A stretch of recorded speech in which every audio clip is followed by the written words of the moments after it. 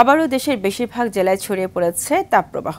রংপুর ও সিলেটে তীব্র গরমের কারণে হিট স্ট্রোকে দুজনের মৃত্যু হয়েছে। দিনাজপুরে দেশের সর্বোচ্চ তাপমাত্রা ৩৯.২ ডিগ্রি সেলসিয়াস রেকর্ড করা হয়েছে। তাপপ্রবাহে বেশি ভোগান্তিতে খেটে খাওয়া মানুষ।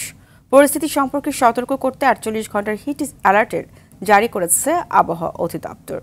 জেলা প্রতিনিধিদের তথ্য ছবিতে সাইদ মাহমুদের রিপোর্ট, থাকছে বিস্তারিত। সূর্যের আলো ফুটতেই বাড়তে শুরু করে গরম। বেলা বাড়লে শরীর পুড়ে যাওয়ার অবস্থা।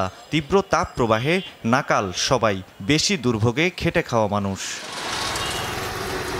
তীব্র গরমে রংপুর নগরীর জাহাজ কোম্পানির মোড়ে হিট স্ট্রোকে জাফর নামে এক ব্যক্তির মৃত্যু হয়েছে। এদিকে সিলেট নগরীর জিন্দাবাজার এলাকায় ফুটপাতে মাথা ঘুরে পড়ে মারা গেছেন নয়াগ্রামের বাসিন্দা শফিকুল ইসলাম। কিশোরগঞ্জের হোসেনপুর মডেল সরকারি প্রাথমিক বিদ্যালয়ের শ্রেণীকক্ষেই অসুস্থ হয়ে পড়ে ২৫ শিক্ষার্থী। এ ঘটনার পরপর স্কুলটি ছুটি দেওয়ার কথা জানান প্রধান শিক্ষক রেবেকা সুলতানা। তীব্র তাপপ্রবাহে সারা দেশে চলছে দুদিনের হিট অ্যালার্ট।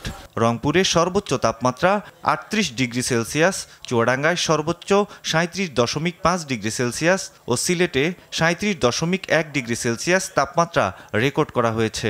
রাজশাহী, যশোর, মেহেরপুর ও দিনাজপুর সহ বিভিন্ন জেলায় বাড়ছে তাপমাত্রা। গরমের ভোগান্তি বাড়িয়ে দিচ্ছে লোডশেডিং।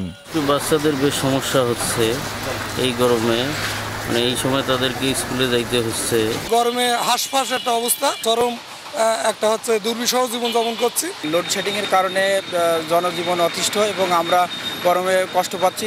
কাল বৈশাখী ও বজ্রবৃষ্টির মধ্য দিয়ে ভয়ঙ্কর এপ্রিলে গরমের অবসান হয়। একইভাবে শেষ হতে পারে চলমান তাপপ্রবাহ। ২০ মে থেকে কাল বৈশাখীর সম্ভাবনা রয়েছে, এমন তথ্য জানিয়েছে আবহাওয়া অফিস। সৈয়দ মাহমুদ, RTV।